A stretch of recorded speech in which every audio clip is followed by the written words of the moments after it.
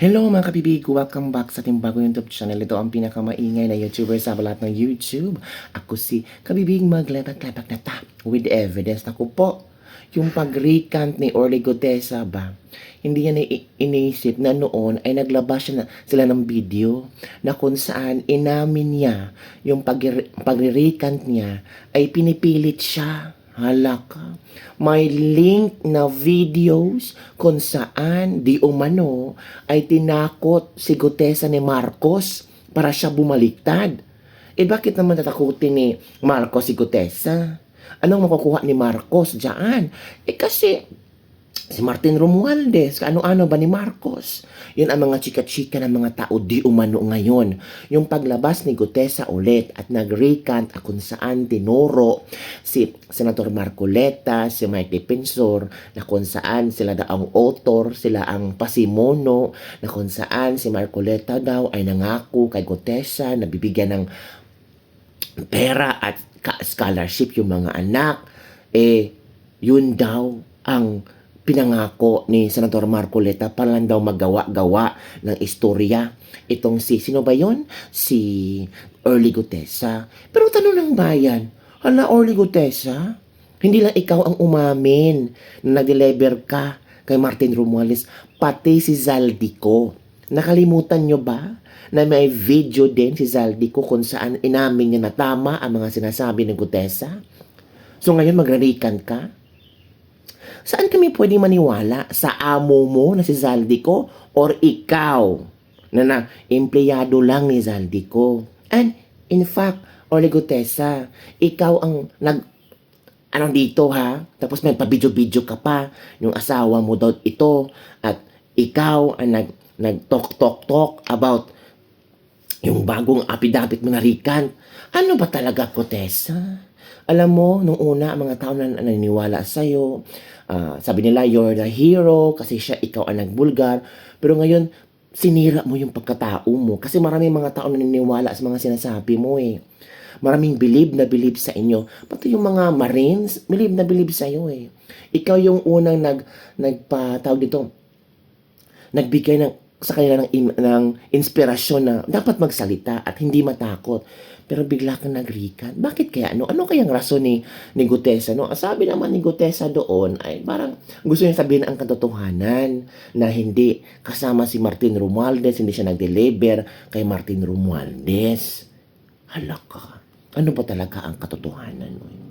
Unang nag-recant ang 4 sa 18 ex-Marines. Mga ilang weeks, ito naman si Orly Gutesa. Sinabi ng 4 ng 18 ex-Marines, hindi silang deliver kina Bongbong Marcos at Martin Romualdez. Ito naman si Orly Gutesa, nagsabing hindi totoong nag-deliver siya na Martin Romualdez. Hala ka. Parang may script, may connect the dots. Kaya Kabibig, ano ang inyong komento hinggil dito? Nagsasabi na nga ba itong si Orly Gutesa ng katotohanan? Anong paniniwalaan nyo? Itong noong unang affidavit ni Orly Gutesa na kung saan tinanong pa kung sino ang nag-notaryo. Ang dami pa sikot-sikot doon. Pero si Gutesa ay talagang matapang at matatag na inamin na ito ang mga totoong sinabi niya. Ngayon mga ilang buwan ba? Ilang buwan? Almost a year na lumabas si Gutesa at nagsabing hindi totoo. Pinilit lang siya. May script. Parang binayaran siya ni Senator Marcoleta. Dinidiin niya si Senator Marcoleta. Panoorin niyo ang mga bidyong ito. Trending na trending ito. Watch this video. Cellphone, lumilipat ba? Hello? Inaanto ka na? Matulog ka na? Ano yan? Nandiyan ka sa kwarto? Ha? Nakasakasang boses. Nagingi. Tumawag si kuya. Kinukumusta ka? Ulitin mo daw yung sinabi mo kanina na yung binibidyohan ka para may record. May record kami, i-record namin. Han? Yung tungkol dun sa affidavit na sino ba may gawa nun? Ikaw o sila? Sila. Ina-record na wala? Sabi-sabihin?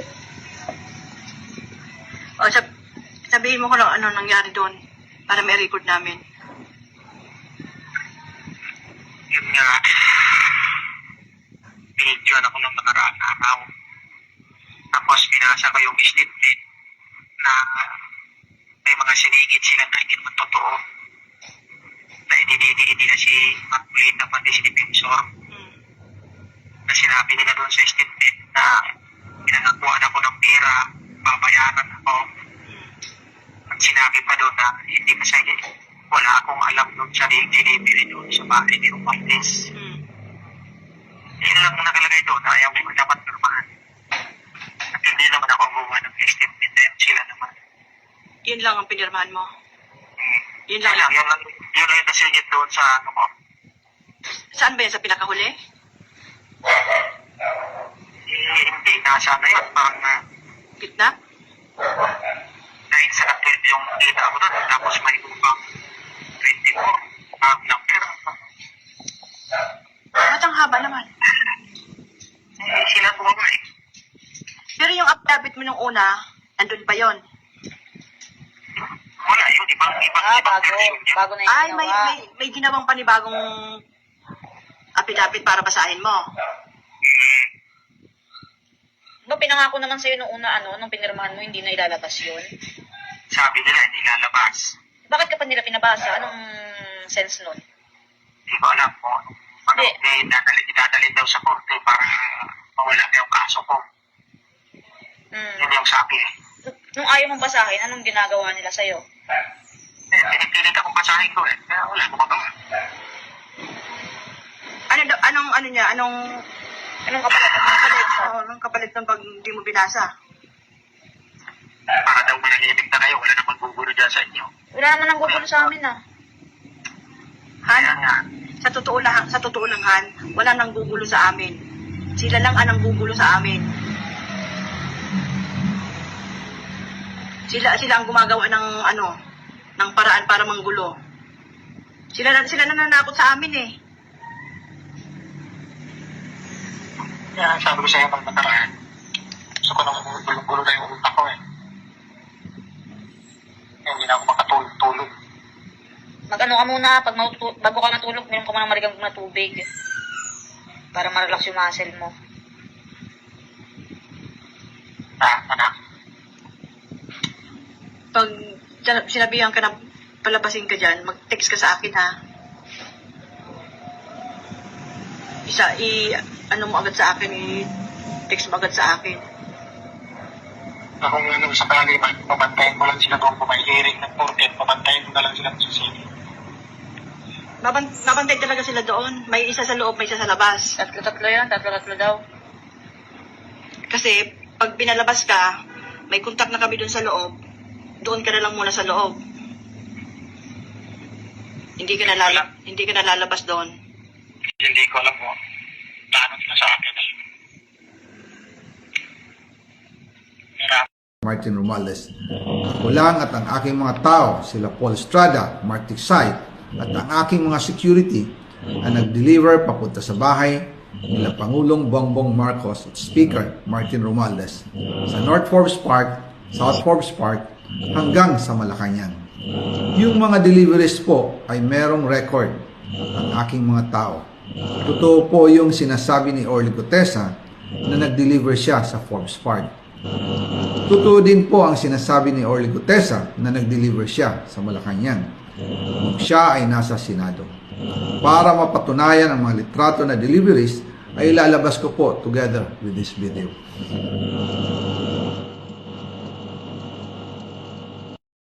Ikaw kabibig, ano ang inyong komento hinggil dito? Uy, grabe no, parang nakakawindang ang pangyayari ngayon. Sabi ng iba, ay naku kabibig, huwag kang maniwala dyan. Bakit? Gusto lang nilang tabunan ang flood control issue ngayon. Gusto lang tabunan na maraming binabaha ngayon.